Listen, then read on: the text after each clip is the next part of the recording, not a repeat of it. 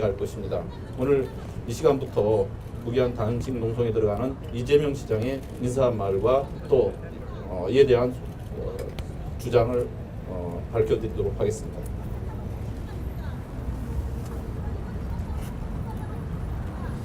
네, 감사합니다. 이재명 성남시장입니다. 이 자리에서 국민 여러분께 100만의 시민들이 선출한 시장으로서 집무실을 떠나 이 광화문 노천에 서게 된 것을 매우 유감스럽게 또 죄송스럽게 생각한다는 말씀을 먼저 드립니다. 저는 이번 정부의 조치를 집단 학살에 의한 확인 사살 과정이다 이렇게 생각합니다. 박정희 전 대통령이 독재를 위해서 민주주의의 뿌리라고 할 수 있는 지방자치 제도를 통째로 폐지한 사례가 있습니다. 독재자들에겐 지방자치나 국민들의 다양한 사고나 이 사회의 다원성이라고 하는 것이 불편하고 귀찮은 존재일 뿐입니다. 박근혜 정부는 박정희 정권의 그 전통을 이어받아 국민 회귀화 과정을 실제 집행하고 있습니다. 그 첫째가 국민들의 역사 인식을 통일하기 위한 회귀화하기 위한 교과서 국정화였습니다. 두 번째가 교육 자치를 말살하기 위해서 교육 재정을 빼앗는 누리과정 예산 전가 작업을 했습니다. 이로 인해서 교육 자치는 실제 껍데기가 되고 말았습니다. 교육 현장에서는 아무것도 할 수 없는 상황이 됐습니다. 세 번째로 중앙정부는 지금까지 지방자치단체에 중앙정부가 당연히 부담해야 될 재정적 부담을 지방자치단체에 떠넘겨 왔습니다.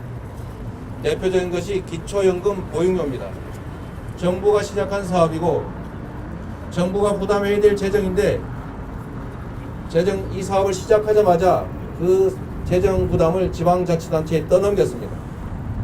안 그래도 어려운 지방자치단체들이 점점 더 재정적 압박을 겪게 됐고 이것 때문에 각 지방자치단체는 중앙정부가 시키는 것 외에는 아무것도 할 수 없는 중앙정부가 의도하는 것과 다른 것은 아무것도 할 수 없는 중앙정부가 시킨 대로 하는 꼭두각시 식물지방자치단체 사실상 관선지방자치단체가 되고 말았습니다. 이렇게 해서 전국의 226개 기초자치단체 중에 자신의 세입으로 자체 수입으로 필수 비용을 조달을 하는 곳이 겨우 경기도 6개밖에 없습니다. 나머지는 필수 법정 경비를 제대로 조달할 수 없는 그래서 정부가 주는 지원금 외에는 아무것도 할 수 없는 식물지자체가 되고 만 것입니다. 이미 전국의 지방자치단체는 정부의 재정부담 전가로 사실상 죽었습니다. 권한과 예산, 재정의 독립이 바로 지방자치, 자치의 본질입니다. 예산을 빼앗으면 자치는 껍데기가 됩니다. 예산을 뺏으면 권한은 의미가 없어집니다. 그래서 지방자치단체를 죽이고 중앙 집권 독재를 강화하기 위해서 지방자치단체의 재정을 빼앗았습니다. 정부 스스로 인정하고 있습니다.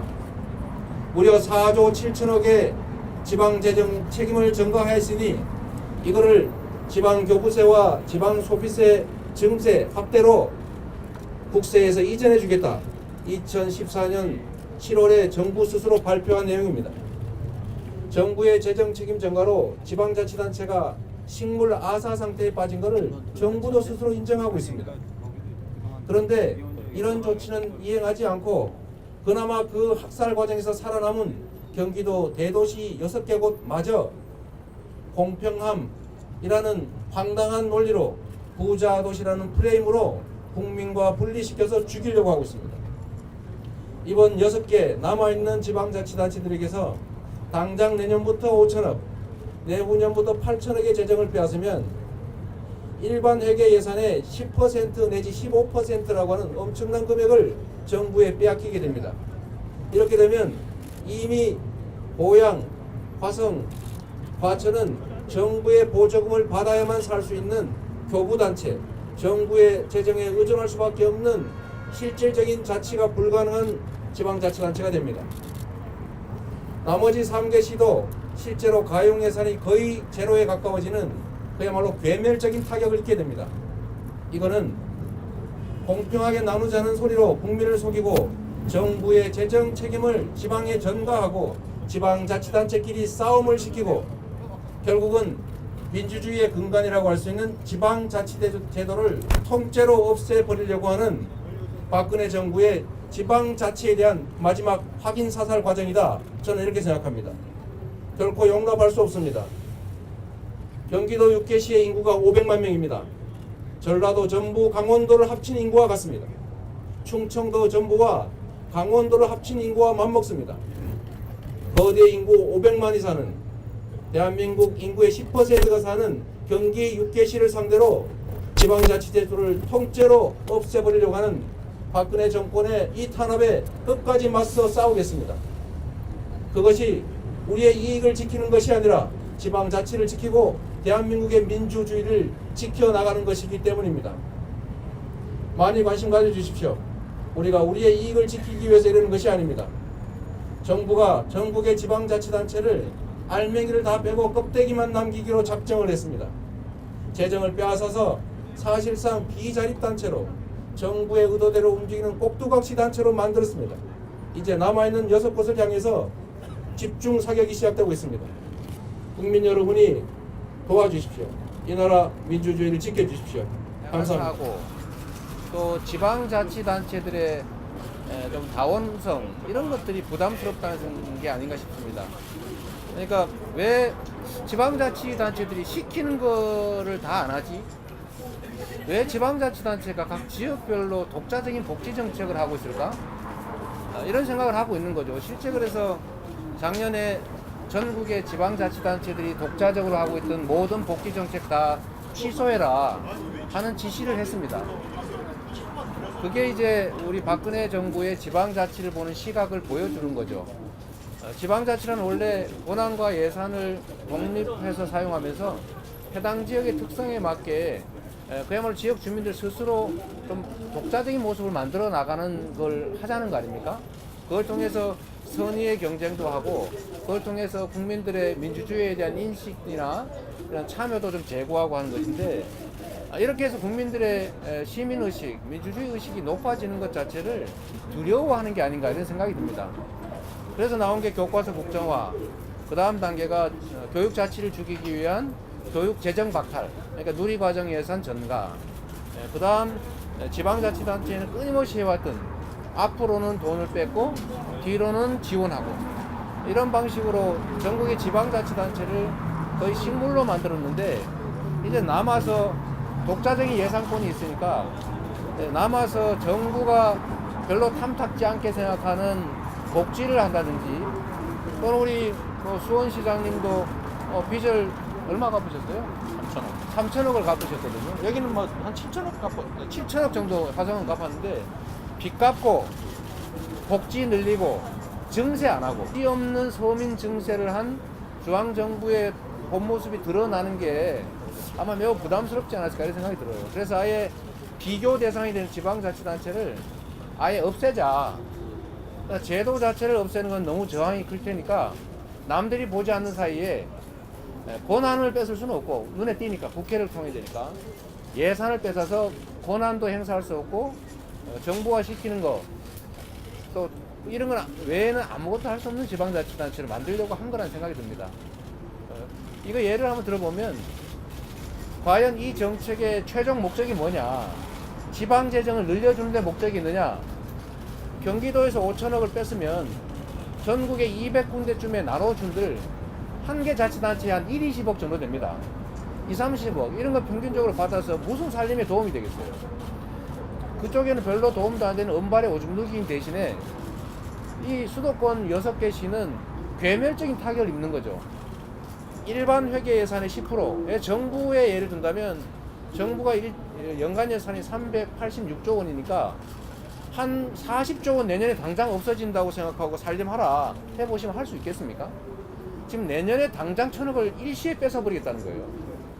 재정을 조정을 하려면 이게 장기 계획, 중기 계획, 단기 계획 세워서 다 거기에 맞춰 예산이 편성이 되어 있는 건데 이걸 당장 내년부터 1,000억 막 예산의 10%를 끊어버리면 이거는 일 자체가 불가능해지죠. 그러니까 왜 이렇게 하느냐? 장기적으로 계획도 하고 치밀하게 조사도 하고 의견 수렴도 하고 난 다음에 또 이 시행조차도 충격이 최소화되도록 한 1, 2년 유예를 두고 뭐 100억, 200억, 300, 400억씩 이렇게 순차적으로 줄여야 충격이 적을 텐데 바로 내년에 일거의 실시 이거 죽이자는 거죠. 또 한 가지는 지방재정 조정을 2014년에 만들어서 2015년에 이미 시행을 했어요. 정부가 개입해서 경기도 재정을 이미 한번 조정을 했습니다. 작년부터 시행했죠. 2015년부터. 시행한 지 1년 4개월 만에 갑자기 전면적으로 폐지하기로 한 거예요. 1년 4개월 동안 무슨 준비를 했겠냐.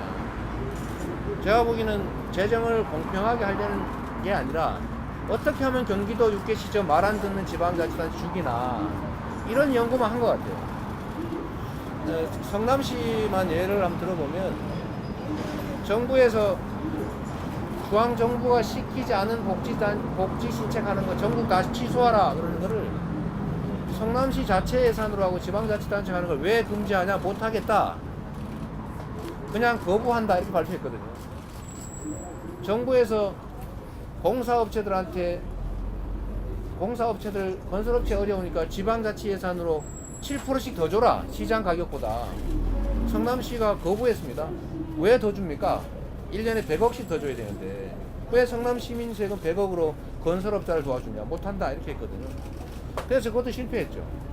3대 무상복지 한다고 하니까 재정적 타격을 주겠다고 시행령까지 고쳤는데 문제는 여기 있는 경기도 6개시는 정부의 보조금을 받지 않습니다. 그러니까 독자적으로 사업하면 그만큼 재정 페널티를 주겠다고 하니 6개시를 제외한 다른 시는 효과가 있어요. 하지 마라 그러면 재정 페널티 준다고 할 수가 있습니까? 근데 경기도 6개시는 자체 세입으로 필수 비용을 조달하니까 재정 페널티를 주겠다는 게 안 통하는 거예요. 그래서 그럼 하세요. 그랬더니 그 다음에는 남경필 지사를 시켜서 성남시 상대로 소송을 한 거 아닙니까? 금지 소송. 지방자치단체가 정부가 동의하지 않는 복지정책 하는 거 막아주세요 라고 대법원에 소송을 했는데 문제는 대법원이 가만히 있어요.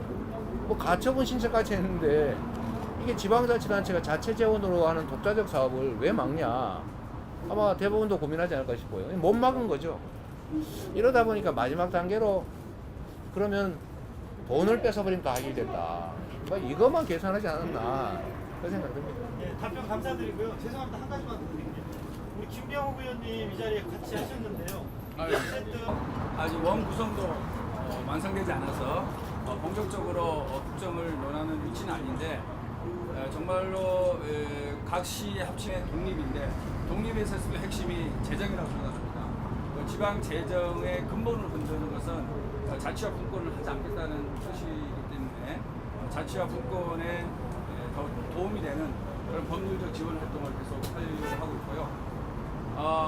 동조간식 여부는 제가 아직 좀 말씀드리면은 좀 이런 것 같고 원구성 협상이 좀 긴박하게 돌아가고 있어서 저도 원내 부대 예를 들면요. 다른 뭐 자체는 비슷합니다. 그러니까 1년에 쓰는 예산이 대개 1조 5천억, 6천억, 1조 3천억? 1조 3천억, 1조 5천억, 1조 계획대로 하면 약 내년에 당장 최하 1천억, 내후년부터는 1,500억에서 2,700억 이런 정도를 뺏기게 되는데 이렇게 되면 느낌이 안 오니까 성남시 예를 한번 들어보겠습니다. 성남시가 272억 빚을 갚으면서 연간 1,200~300억 정도를 마련하려고 소위 모라토리움 선언이라고 하는 걸 한 거예요. 그러니까 하던 사업 다 중단하고 있는 사업 다 축소하고 시작까지 하는 건 연기하고 뭐 행사 다 취소하고 복지 지출 다 중단하고 그야말로 허리를 졸라매가지고 연간 1,200~300억 정도를 마련해서 빚을 갖고 2014년부터 이제 모라토리움 탈출을 했는데 문제는 지금 뺏기는 금액이 딱 그 정도입니다. 저는 정부에서 시뮬레이션을 해보고 요종